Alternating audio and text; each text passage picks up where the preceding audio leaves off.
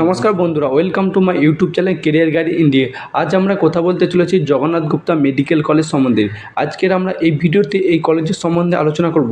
এই কলেজটি কত সালে প্রতিষ্ঠিত হয়েছিল, এই কলেজটি কোথায় অবস্থিত, এই কলেজ থেকে এমবিবিএস কোর্স করতে গেলে কত টাকা খরচ হতে পারে এবং এমবিবিএসের সিট সংখ্যা কটি এই কলেজে, এবং এই কলেজের নিজস্ব হসপিটাল আছে না কোন হসপিটালের সঙ্গে যুক্ত আছে, এ টু জেড বিষয় নিয়ে আমরা আলোচনা করব।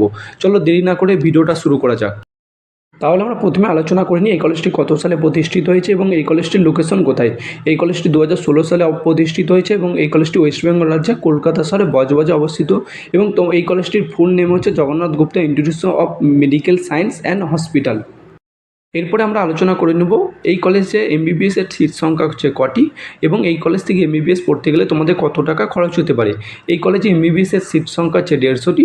তোমরা যদি এই কলেজ থেকে এমবিবিএস পড়তে চাও তোমাদের খরচ হবে, স্টেট কোটা ফিস হচ্ছে পার সেমিস্টার 2,74,000 টাকা, অ্যাডমিশন ফিস হচ্ছে 50,000 টাকা, কসার মানি হচ্ছে 15,000 টাকা, যেটা তোমরা রিটার্ন ফেরত পাবে।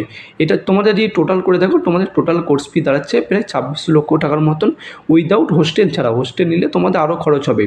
এরপর আমরা আলোচনা করে নিই ম্যানেজমেন্ট কোটায় পড়তে গেলে তোমাদের কত টাকা খরচ হতে পারে।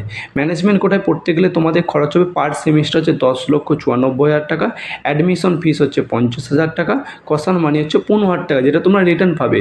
এবং তোমরা যদি এটা টোটাল করে দেখো তোমাদের টোটাল কোর্স ফি দাঁড়াচ্ছে প্রায় 1 কোটি টাকার মতন, উইদাউট হোস্টেল ছাড়া। হোস্টেল নিলে তোমাদের আরও খরচ হবে। এরপরে আমরা আলোচনা করে নিই এই কলেজে এনআরআই কোটায় পড়তে গেলে কত টাকা তোমাদের খরচ হতে পারে। এই কলেজে এনআরআই কোটায় পড়তে গেলে তোমাদের খরচ হবে 1.5 কোটি টাকা। এরপর আমরা আলোচনা করে নিই এই কলেজটির নিজস্ব হসপিটাল রয়েছে না কোন হসপিটালের সঙ্গে যুক্ত রয়েছে। এই কলেজটির নিজস্ব হসপিটাল রয়েছে এবং এই হসপিটালে পেশেন্ট সংখ্যা ভালো, প্রতিদিন বহু পেশেন্ট আসে এবং এই হসপিটালে পেশেন্টের বেড সংখ্যাও বেশি।